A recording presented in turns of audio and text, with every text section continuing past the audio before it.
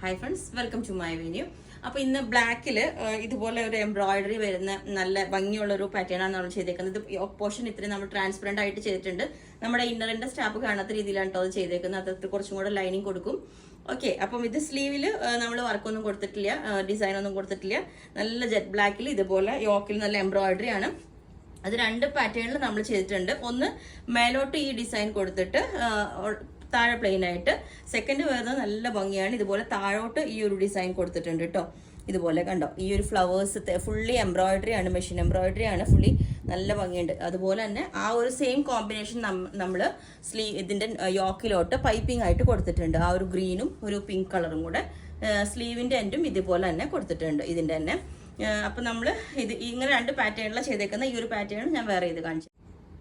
അപ്പൊ ഈ ഒരു പാറ്റേൺ വേറെ ഇതും എങ്ങനെ ഉണ്ടാവും. നമുക്ക് സെയിം ജോർജറ്റ് വേണമെങ്കിൽ പ്ലെയിൻ ടോപ്പ് ഇതിന് ദുപ്പട്ട പെയർ ചെയ്യാം കേട്ടോ.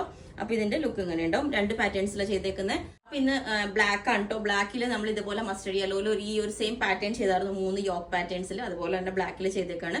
ഫുൾ യോക്കിൽ ഇതുപോലെ ഹെവി എംബ്രോയിഡറി ആയിട്ടുള്ള ഒരു പാറ്റേൺ ആണ് കേട്ടോ. നല്ല മൾട്ടി കളർ എംബ്രോയിഡറി ആണ്. ഇതുപോലെ കണ്ടോ, താഴോട്ടൊരു ബോർഡറും ചെറിയൊരു ഫോയിൽ മിറേഴ്സിന്റെ ലൈൻസ് ഒക്കെ ആയിട്ട് ഇതുപോലെ എല്ലാ കളർ എംബ്രോയിഡറിയും ഒരു ചെറിയ ഫോയിൽ സീക്വൻസും ഉണ്ട്.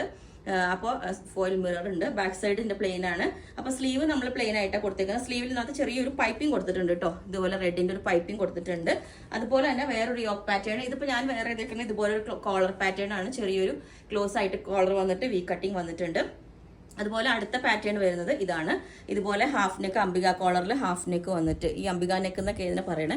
ഇതുപോലെ ഒരു ചെറിയ ആളിലയുടെ ഒരുപോലെ ഷേപ്പ് വന്നിട്ടുണ്ട്. ഇതും സെയിം യോക്ക് എല്ലാം ഈ ഒരു ഷേപ്പിലാണ്. അപ്പോൾ 3 പാറ്റേൺസ് ഇങ്ങനെ നമ്മൾ ചെയ്തിട്ടുണ്ട്. അപ്പോൾ ഞാൻ ഇതിനകത്ത് സിമ്പിൾ ആയിട്ട് ഒരു ദുപ്പട്ട സെറ്റ് ചെയ്തേക്കുന്നതാണ് ജോർജറ്റിന്റെ. ഇതുപോലെ ദുപ്പട്ട വേണം എന്നുള്ളവർക്ക് പറഞ്ഞാൽ മതി.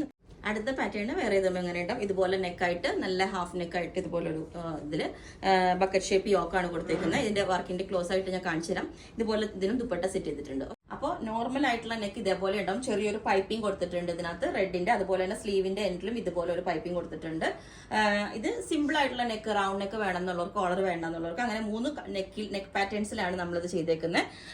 അപ്പോൾ ഇതിന്റെ എല്ലാ സൈസും അവൈലബിൾ ആണ്. ലെങ്ത് 47 വരുന്നുണ്ട്. എ ലൈൻ വേണമെങ്കിൽ എ ലൈൻ പറഞ്ഞാൽ മതി. സ്ലീവ് ലൈനിങ്ങും വേണമെങ്കിലും എല്ലാം മെൻഷൻ ചെയ്താൽ മതി. ഓക്കെ, അപ്പോൾ ഇത് നിങ്ങൾക്ക് ബുക്ക് ചെയ്തിട്ട് ഒരു 7 to 10 വർക്കിംഗ് ഡേയ്സ് കഴിഞ്ഞിട്ടായിരിക്കും ഡെസ്പാച്ച് ചെയ്യുന്നത്. Okay, thank